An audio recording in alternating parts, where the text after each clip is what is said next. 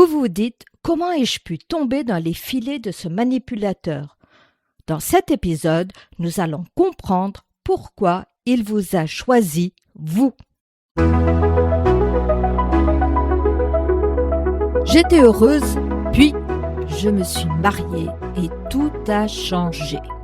Bienvenue sur mon podcast « Briser les chaînes ». Ce podcast est pour vous si vous êtes chrétienne et malgré cela malheureuse, enchaînée dans une relation toxique. Vous n'avez plus de joie. Vous voulez retrouver cette joie. Quand j'ai réalisé que j'étais prisonnière de cette relation toxique, je m'en suis voulu.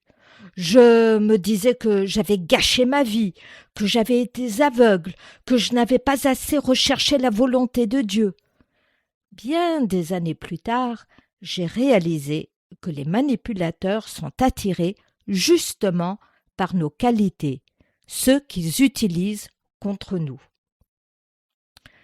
Tout d'abord, rappelons-nous que Dieu nous affirme dans Éphésiens 2,10 « Nous sommes son ouvrage, ayant été créés en Jésus-Christ pour de bonnes œuvres que Dieu a préparées d'avance afin que nous les pratiquions. » Dieu nous a créés avec des dons utiles pour la communauté. Son désir est que nous les utilisions. Alors, quelles sont les qualités recherchées par un manipulateur? Premièrement, notre empathie. L'empathie est la capacité de comprendre l'autre, ce qu'il ressent. Par une écoute attentive, elle montre qu'elle l'accueille de façon inconditionnelle. Elle a le bon mot et le bon geste. Jésus est celui qui nous comprend parfaitement. Il connaît nos sentiments les plus profonds et il nous aime inconditionnellement. Lorsque nous montrons de l'empathie, nous reflétons un peu du caractère de Dieu et c'est très bien. Mais le manipulateur, lui, va utiliser cette empathie pour se poser en victime, pour échapper à ses responsabilités en trouvant des excuses. Naturellement, nous aurons envie de le rassurer, de le consoler, de lui porter secours. Deuxièmement, notre loyauté et endurance. La loyauté est fondamentale dans les relations avec les autres. Une personne loyale tient sa parole. Elle reste fidèle à ses principes. C'est dans sa nature.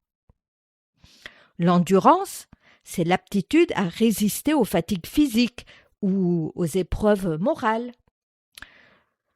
Les difficultés, pour elle, ne sont que des obstacles à surmonter, qui forgent le caractère. La Bible parle beaucoup de persévérance, de tenir ferme malgré les difficultés. Par exemple, dans Romains 5,3, bien plus, nous nous glorifions même des afflictions, sachant que l'affliction produit la persévérance. Le manipulateur aime particulièrement ces qualités. Elle sera capable de supporter beaucoup, ne craquera pas, ne fuira pas, ne divorcera pas. Elle ne parlera pas non plus de ce qui se passe à la maison, car cela serait trahir et lui poserait un grand cas de conscience. Troisièmement, notre lumière et joie de vivre. C'est notre capacité à rayonner, à vivre dans la lumière. Jésus, parlant à ses disciples lors du sermon sur la montagne, leur dit dans Matthieu 5, verset 14, « Vous êtes la lumière du monde. Une ville située sur une montagne ne peut être cachée. » Donc, une vie qui est vécue dans l'honnêteté, n'ayant rien à cacher, est attirante, elle se remarque. La joie de vivre attire les gens. La joie est contagieuse. Mais le manipulateur n'a rien de tout cela. Il n'est pas capable de produire sa propre joie. En public, il peut paraître intelligent, sympathique, mais il ne rayonnera pas, car cela ne vient pas de l'intérieur, car il est vide. Il a donc besoin de nous. Tel un parasite, il profitera de notre rayonnement. Grâce à nous, les gens le trouveront bien, sympathique. Mais en privé, il ne supportera pas cette lumière. Il sera jaloux de notre joie et cherchera à la détruire. Oui, mais alors pourquoi est-ce qu'il a choisi une femme comme toi? Eh bien, premièrement, il puise sa force en toi. Il ne sait pas gérer ses émotions, sa colère, sa tristesse, sa honte. Toi, tu es le contraire. Il te voit forte, heureuse, débordante de vie, et au lieu de puiser sa force dans le Seigneur, comme nous encourage Éphésiens 6, verset 10, il va puiser sa force en toi, te parasiter. Il va te prendre ta joie en te rabaissant. Mon mari, tous les soirs en rentrant du travail, voulait que je l'écoute se plaindre de ses collègues, qui ne faisaient pas bien leur boulot selon lui. Il régulait ses émotions en se déchargeant sur moi. Il voulait que je le plaigne. Mais bien sûr, ce partage est toujours à sens unique. Il ne s'intéressait pas à ma journée. Il était incapable d'avoir de l'empathie envers moi. Mais se décharger sur moi lui faisait du bien. Et moi, je l'écoutais pour qu'il soit plus détendu pendant le reste de la soirée. Et du coup, nous aussi. Deuxièmement, tu es son bouclier social. Il ne se sent pas à la hauteur socialement. Il a besoin de toi pour lui donner une certaine valeur. Les gens associent tes qualités avec lui aussi. Mon mari aimait dire du bien de moi en public. Cela le mettait également en valeur. Les gens le voyaient comme quelqu'un d'attentionné, qui m'appréciait énormément, et se disaient que j'avais de la chance d'être son épouse. Il était très fier de ses 3 filles, belles et sages. Il aimait déposer ses filles à l'école pour donner l'apparence d'être un bon père. Mais à la maison, c'était autre chose.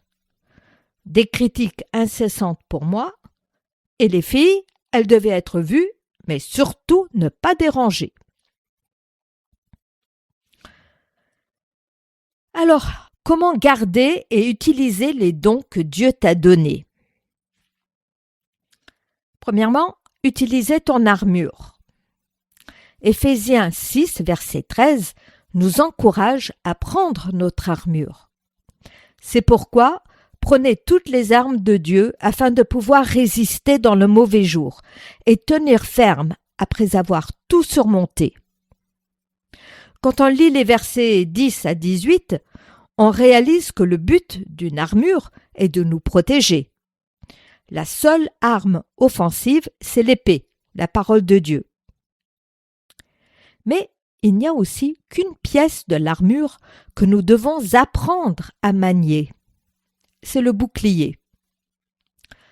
Comment utiliser le bouclier?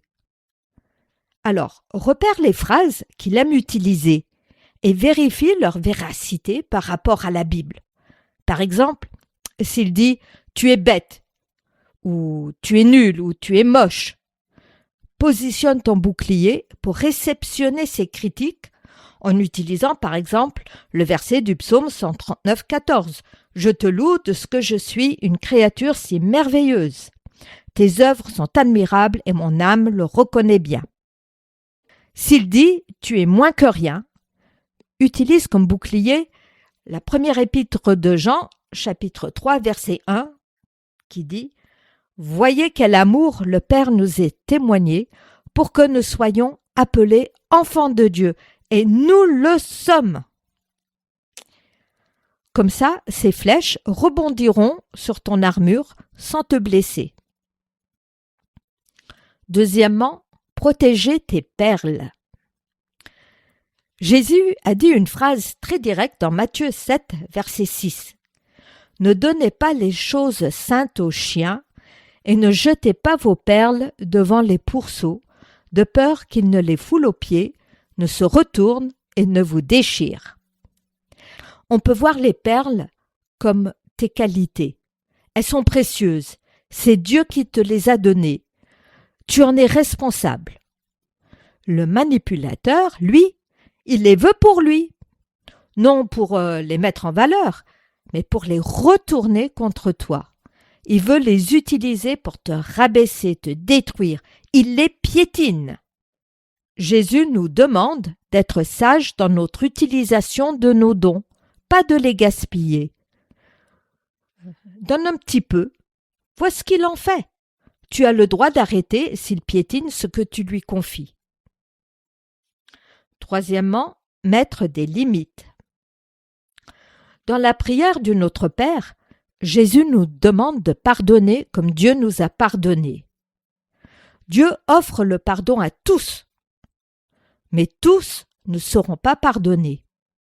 Dieu met une condition pour cela, se repentir, c'est-à-dire être sincèrement désolé et regretter ce que nous avons fait, et faire de notre mieux, avec l'aide de Dieu, pour ne pas recommencer.